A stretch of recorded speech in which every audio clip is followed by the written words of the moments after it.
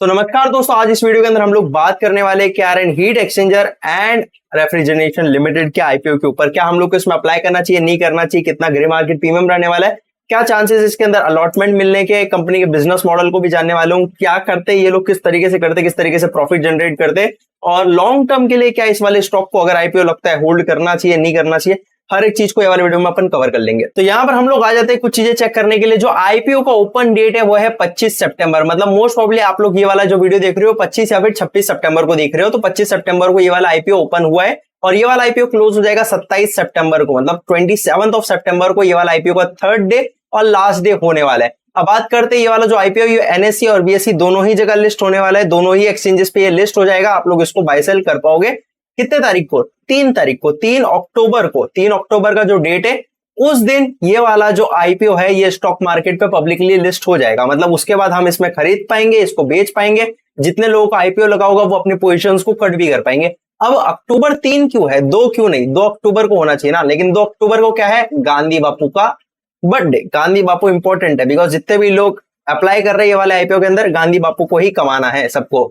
और बाकी एक और चीज हुआ था 2 अक्टूबर को, वो बात नहीं करेंगे, थोड़ा दृश्यम वाला टॉपिक हो जाएगा। उसके अलावा सबसे इंपॉर्टेंट चीज ये है कि इस आईपीओ का इशू साइज कितना। अब आप लोग को मालूम रहेगा बहुत सारे आईपीओ आए थे जिनका आईपीओ का जो इशू साइज था 150 करोड़ था, 160 करोड़ था। यार ये जो आईपीओ होते हैं ना इनको एसएमई कैटेगरी में डाल दो, इन आईपीओ की जरूरत है ही नहीं हमको, क्योंकि इसमें अलॉटमेंट मिलना मुश्किल होता है। एक तो आईपीओ में इनमें अति मुश्किल हो जाता है। अब ये वाला जो आईपीओ आ रहा है ये करीबन 340 टेक्निकली 341 करोड़ का होने वाला है। तो इसके अंदर मिलने के चांसेस कम ही होने वाले, क्योंकि कोई भी आईपीओ अगर 500 करोड़ से 500 सीआर ये नंबर को दिमाग में डाल लो, अगर इससे कम का है और उसके अंदर अलॉटमेंट मिलना है तो काफी ज्यादा अति मुश्किल हो जाता है। अगर उसका ग्रे मार्केट प्रीमियम अच्छा है, ग्रे मार्केट प्रीमियम, हाँ ग्रे मार्केट प्रीमियम अच्छा है, तो इस वजह से बहुत ज्यादा मुश्किल हो जाता है। थोड़ा सा बात करने वाले हैं जो ये केआरएन हीट एक्सचेंजर और रेफ्रिजरेशन लिमिटेड आईपीओ है, ये करता क्या है? ये आईपीओ मतलब कि ये जो कंपनी है ये करती क्या है? तो आप लोग को मालूम रहेगा कि यहाँ पर हम लोग के घर में एसी होता है, हम लोग के घर के अंदर और क्या होता है, एसी होता है, रेफ्रिजरेटर होता है, मतलब जो फ्रिज वगैरह जिसकी हम बात करते हैं वो भी होता है। उसके अलावा बहुत लोग के घर के अंदर कार होता होगा, तो उसके अंदर एक प्लेट डलती है, एक रॉड डलती है, या फिर जिसको और भाषा के अंदर बोला जाता है ट्यूब्स, कॉइल्स, हीट एक्सचेंजर, हाँ यही वर्ड का यूज करते ज्यादातर। कॉपर और एल्यूमिनियम से जो बने हुए रहते हैं वो एक type of kind of plate रहता है, उसपे इस पाइप के ऐसे ऐसे ऐसे ऐसे स्ट्रक्चर्स रहते हैं। वो क्या करता है, अंदर की हीट को बाहर की तरफ छोड़ देता है, मतलब कि जो हीट रहती है उसको बाहर की तरफ छोड़ता है। अब आपको ध्यान रहेगा, आपको मैं एक चीज बताता हूं, अगर आप लोग के घर के अंदर एयर कंडीशनर मतलब एसी लगा रहेगा तो एक तो ये आपके दीवार पे चिपका हुआ रहेगा, ठीक है, लेकिन एक बाहर लगता है जो छत पे लगाते हैं या फिर रूफ पे लगा देते हैं या फिर जो बालकनी रहता है उधर पे लगाते हैं, एक इस टाइप का डब्बा सा रहता है, ठीक है, डब्बा बना हुआ रहता है, उसके अंदर भी होता है। अब उधर पे अगर आप जाकर अपना हाथ लगाओगे ना तो आपको जो अंदर से हवा आ रही है, अगर आप लोग उसको टच करोगे आपको मालूम चलेगा ये जो एयर है ये हीट है, मतलब बहुत ज्यादा गर्म है। तो गर्म क्यों निकल रहा है? ये जो रूम के अंदर का टेम्परेचर होता है, रूम के अंदर का जो गर्म हवा रहता है ना, गर्म हवा क्योंकि हल्की रहती है, साइंस पढ़ा रहेगा तो आप लोग को मालूम रहेगा, ऊपर की तरफ रहती है, तो वो हवा को खींच कर ये बाहर के एटमॉस्फेयर में फेंक देता है, इस वजह से रूम का टेम्परेचर कम होता है। सेम चीज को ये कार के अंदर भी करता है, सेम चीज को ये जो फ्रिज होता है उसके अंदर भी करता है, सेम चीज को ये बहुत सारी जगह करता है। और इवन ये जो कंपनी है इसको मैन्युफैक्चर करता है कॉपर और एल्यूमिनियम से बनता है। लेकिन आपको मालूम रहेगा जो अगर आप लोग स्विमिंग पूल की बात करोगे, अब स्विमिंग पूल के अंदर लोग गर्मी में तो चले जाएंगे, ठंडा पानी किसको पसंद नहीं है, लेकिन वही सर्दी के अंदर लोग वैसे ही कम नहाते हैं, और स्विमिंग पूल का पानी अगर ठंडा रहेगा, कोल्ड रहेगा, तो लोग उसमें क्यों नहाएंगे? तो उसके अंदर अगर आप लोग अमीरों के 5 स्टार होटल्स वगैरह में जाओगे तो वहां पर आपको मालूम चलेगा कि पानी का जो टेम्परेचर रहता है उसको किया जाता है मेंटेन। अब वो मेंटेन कैसे करेंगे? ठंडे से वो उसको नॉर्मल टेम्परेचर पे ला देते हैं। अब उसके अंदर एक रॉड डलती है, एक कॉइल डलती है साइड के अंदर, वो कॉइल क्या करता है, जो पानी का टेम्परेचर रहता है इसको कोल्ड से, मतलब जितना भी रहेगा, सपोज करो इसका 5 डिग्री पे रहता है, 5 सेल्सियस पे रहेगा, तो 5 सेल्सियस से हटाकर 25 सेल्सियस तक, या फिर जितना भी लोगों को सूटेबल लगे 20 तक 25 तक, जितना भी, वो उसके पानी का टेम्परेचर इंक्रीज कर देती है, मतलब उसको थोड़ा गर्म कर देती है। उसका मैन्युफैक्चर भी ये वाली जो कंपनी है केआरएन हीट एक्सचेंजर वाली, ये इस चीज का प्रोडक्शन करती है, मैन्युफैक्चरिंग करती है और उसके बाद उसको डिस्ट्रीब्यूट करती है। अब इनके जो प्रोडक्ट्स है इंडिया के अंदर कुछ मोटी मोटी कंपनीज खरीदती है। अब वो जो कंपनीज खरीदती है उनके नाम भी आपको ध्यान रहेगा। एक तो सबसे ज्यादा पॉपुलर डाइकिन, डेकिन जो भी आप लोग इसको बोलते रहेंगे, ये इनके प्रोडक्ट्स खरीदते हैं, इनके जो रहते हैं ना प्रोडक्ट कंपोनेंट्स जिसको भी बोलते हैं, ये उसको परचेज करते हैं इन अपने प्रोडक्ट्स में लगाने के लिए। और ये लोग उससे खरीदते हैं ना 33% का जो क्लाइंट का जो इनका टोटल रेवेन्यू निकलता है ना, खाली इस कंपनी की वजह से निकलता है, डाइकिन की वजह से निकलता है। इसके अलावा भी इनके बहुत सारे क्लाइंट्स है। अब उसमें ब्लू स्टार भी आ जाएगा। ब्लू स्टार भी एक बहुत ज्यादा पॉपुलर ब्रांड है, वो भी इसकी क्लाइंट है। उसके अलावा स्नाइडर इलेक्ट्रिक, किर्लोस्कर चिलर, ये सारे के सारे इनके मेजोरिटी ऑफ क्लाइंट्स है। अब इंडिया के अंदर जो इनके क्लाइंट्स है ना, वो बहुत ज्यादा सर्टेन है, मतलब कि पिछले साल 2023 के अंदर ज्यादा था, 2024 में कम हो गया। इस तरीके से थोड़े बहुत नंबर्स ऊपर नीचे हो रही है, मतलब कि एक सर्टेन लेवल को इन्होंने बना के रखा हुआ है। लेकिन अगर एक्सपोर्ट की बात करें, इनके जो पार्ट्स है वो इनको एक्सपोर्ट भी कर रहे हैं, ये इनका बेनिफिट है, क्योंकि आगे जाकर ये इनका रेवेन्यू इंक्रीज करने वाला है, प्रॉफिट मार्जिन भी इंक्रीज करेगा। ये इनके जो क्लाइंट्स है ना, फॉरेन के क्लाइंट्स, ये इंक्रीज हो रहे हैं, मतलब साल भर साल इनके जो क्लाइंट्स इंक्रीज हो रहा है। इस वजह से ना मेरे को ये वाला जो स्टॉक है, इसको फंडामेंटली इसका बिजनेस मॉडल जानने में भी बहुत ज्यादा इंटरेस्ट हुआ, और इसके अंदर अगर मेरा आईपीओ लगता है, हो सकता है मैं इसको होल्ड करके चलूं। चलो भैया मेन बात पे आ जाते हैं हम अपने। 25 तारीख को ये जो आईपीओ है ये स्टार्ट होगा, 27 सितंबर को ये वाला आईपीओ खत्म हो जाएगा। मतलब 25 तारीख आज जिस दिन मैं ये वीडियो बना रहा हूं, उस दिन आप अप्लाई कर सकते हो, 26 को अप्लाई कर सकते हो, 27 को अप्लाई कर सकते हो। उसके बाद इसका जो लिस्ट होना है वो लिस्ट हो जाएगा 3 तारीख को, 3 अक्टूबर जो है उस दिन ये वाला जो आईपीओ है ये लिस्ट हो जाएगा।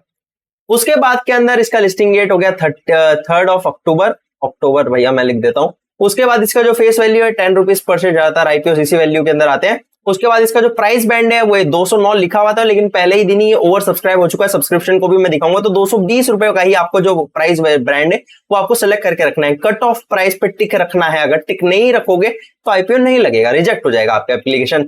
लॉट साइज 65 का होने वाला है, तो अब मोटा मोटा गणित लगा लो आप, 220 को आप लोग मल्टीप्लाई कर दो। अगर आप लोग एक लॉट को अप्लाई कर रहे हो तो मतलब आप लोग को एक लॉट कितने का पड़ रहा है, तो समथिंग आपका जो वैल्यू निकल के आएगा वो करीबन 14,300 का है। 14,300 का आपका एक लॉट लगाना पड़ेगा मिनिमम, क्योंकि इससे कम लगाओगे तो कोई फायदा नहीं, ओवर सब्सक्राइब हो चुका है। उसके बाद इसका जो प्राइस बैंड भी बता दिया, लॉट साइज भी बता दिया मैंने, 65 का होने वाला है। टोटल इशू साइज 341 करोड़ का है, 341 CR, एक ठीक डिसेंट नंबर है, बहुत ज्यादा कम भी नहीं है। कम हो जाता अगर 150 160 करोड़ के आसपास रहता। और यहां पर जो टोटल इशू साइज आ रहा है 100% फ्रेश इशू, अगर आप लोग चेकआउट करोगे, ये गुड न्यूज है एक। इस वजह से इसके ग्रे मार्केट प्रीमियम पे भी फर्क पड़ेगा, और इस वजह से ज्यादा लोग इसमें अप्लाई करने वाले हैं। अब देखो एक चीज का ध्यान रखना, अगर ऑफर फॉर सेल रहता है, इसका मतलब कंपनी का जो एग्जिस्टिंग इन्वेस्टर है वो अपने पोजीशन को कट कर रहा है। जो पैसा आप उसको दोगे वो उस इन्वेस्टर के जेब में जाएगा, वो अपने पोजीशन को कट करेगा और उधर से एग्जिट ले लेगा, अपने जो पोजीशन था उससे एग्जिट ले लेगा।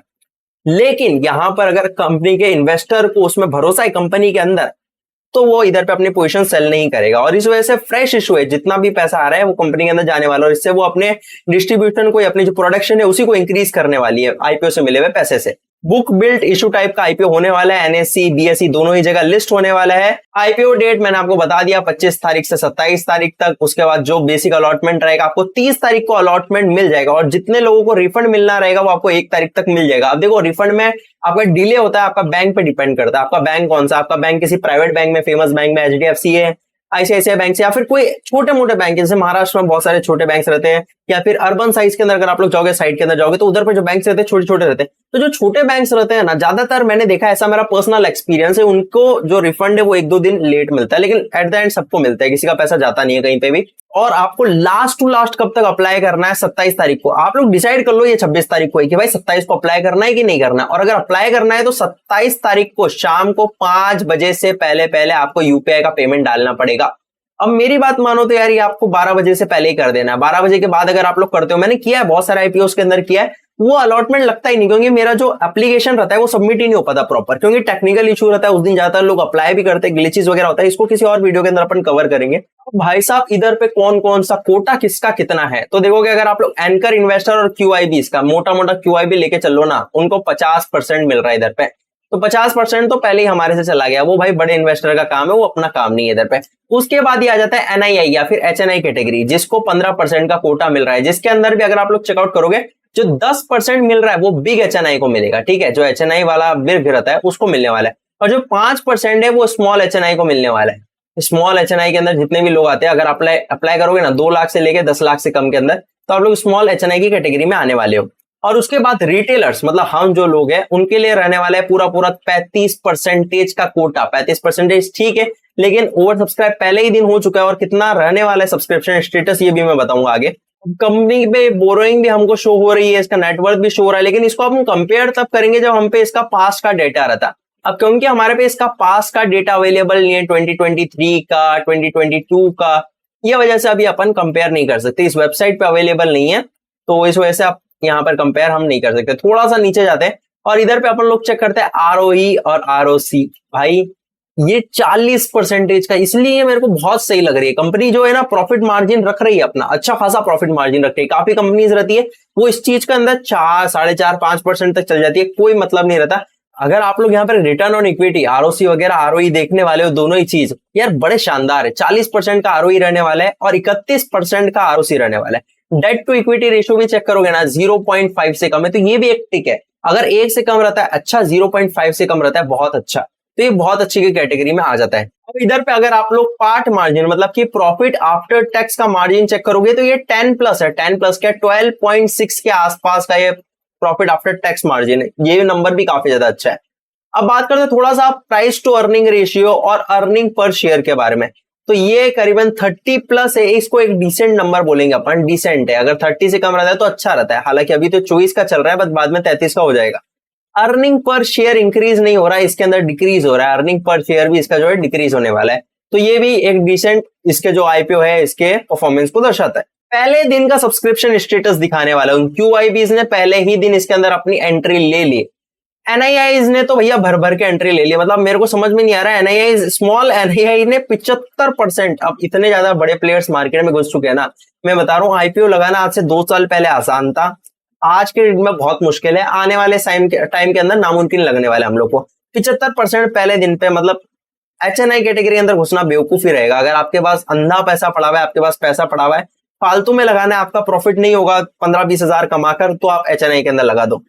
उसके बाद रिटेल कैटेगरी देखते तो वो भी 24% चला गया और आराम से ये 75% से लेके 80 टाइम्स, मतलब 75 टाइम्स से लेके 80 टाइम्स प्लस हो जाएगा थर्ड डे के अंदर, आराम से होने वाले, क्योंकि ग्रे मार्केट अच्छा है। ऊपर से मार्केट के अंदर आईपीओ ही कम बाकी पड़े, ऐसे में आईपीओ में ज्यादा लोग लगाते नहीं है। और जो मेन बोर्ड के आईपीओ है उसके अंदर ये इकलौता आईपीओ ऐसा है जो 100% का ग्रे मार्केट प्रीमियम शो, मैं चलो स्टार्टिंग में ही बता दिया, बट चलो ये शो कर रहा है। और इसलिए बोलूंगा इसके अंदर अगर आपका अलॉटमेंट लगता है, अप्लाई करो, ऑब्वियसली करो। अलॉटमेंट लगता है तो आप किस्मत वाले होंगे, क्योंकि इसके अंदर बहुत ज्यादा सब्सक्रिप्शन बेसिस पे जाने वाला है, तो मुश्किल से लगने वाला आईपीओ अगर लगेगा भी तो। अब सबसे इंपॉर्टेंट चीज, ग्रे मार्केट प्रीमियम कितना चल रहा है। तो 20 तारीख को था करीबन 101% तक का, मतलब 15,000 प्लस का आपका फायदा होने वाला था। उसके बाद भी 101%, यहां तक मेरे को थोड़ा गड़बड़ लगा, मेरे को लगा यार ये फ्लक्चुएशन क्यों नहीं हो रहा। उसके बाद फ्लक्चुएशन हुआ 23 तारीख को। 23 तारीख को ये जंप लिया और जंप लेकर 109%। मैं बोलता हूं यार अब ऊपर मत जाओ, अब नीचे आ जाओ चलेगा, लेकिन फ्लक्चुएशन दिखना चाहिए, वरना लोगों के साथ स्कैम हो जाता है। ग्रे मार्केट प्रीमियम ये कोई सेबी ऑथोराइज चीज नहीं है, ये जो डेटा रहता है ये न्यूज से निकाला जाता है और उसकी एक्यूरेसी नियर बाय 70 to 80% रहती है। तो यहाँ पर 109% पे आया, बहुत बढ़िया बात है, मतलब कि पॉजिटिव साइड दिख रहा था। उसके बाद इसके अंदर थोड़ा सा डिक्रीज भी हुआ, 108 पे आया और करंटली भी 108% पे चल रहा है। मतलब एवरेज अगर आप लोग का आईपीओ लगता है तो जो प्रॉफिट है ना 15,000 तो आप लोग मान के चल ही सकते हो। 14,000 से लेके 15,000 तक तो आपके कहीं नहीं गए अगर आप लोग का ये वाला आईपीओ लग जाता है तो। Most probably as per news हो सकता है इसका ग्रे मार्केट प्रीमियम ऊपर चल जाए तो आपको जो प्रॉफिट है 17 से 18,000 जितना भी है, बट मुश्किल रहने वाला है ना। इसका इशू साइज कितना है, 341 करोड़ है, तो लगना मुश्किल है। अब थोड़ा सा कंक्लूजन पे हम लोग बात कर लेते हैं, क्या ये वाला आईपीओ के अंदर अप्लाई करना चाहिए? जी हाँ करना चाहिए, क्यों नहीं करना चाहिए अप्लाई।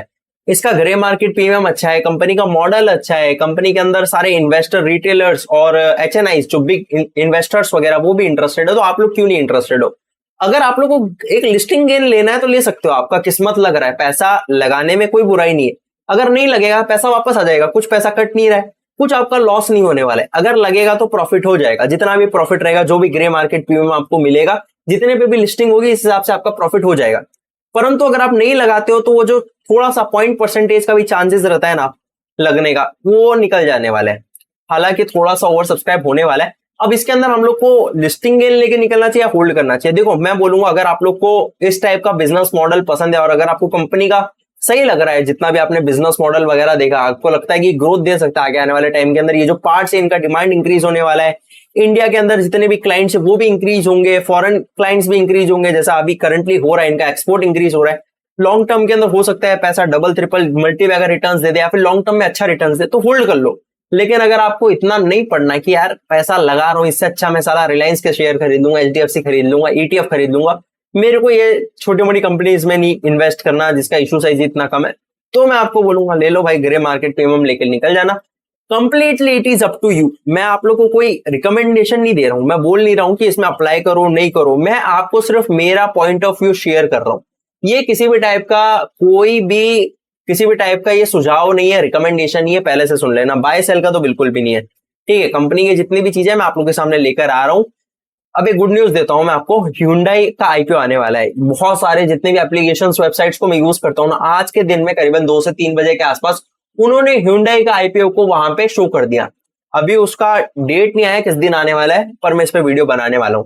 और इसका 25,000 करोड़ होने वाला है इशू साइज। अब आप लोग खुद सोचो कितनी बड़ी बात है, कितनी बड़ी बात है। तो लग सकता है मोस्ट प्रोबेबली जो हमारे बैड लक वाले गए हैं ना, जितने भी लोग का नहीं लगा, उनका मोस्ट प्रोबेबली लग सकता है। 3 स्टार का रेटिंग है बाय द वे ये वाले IPO का। तो बस यार इस वीडियो में बस इतना ही, ज्यादा इसको लंबा अपन नहीं खींचने वाले हैं। मिलते हैं आप लोगों से किसी और वीडियो में।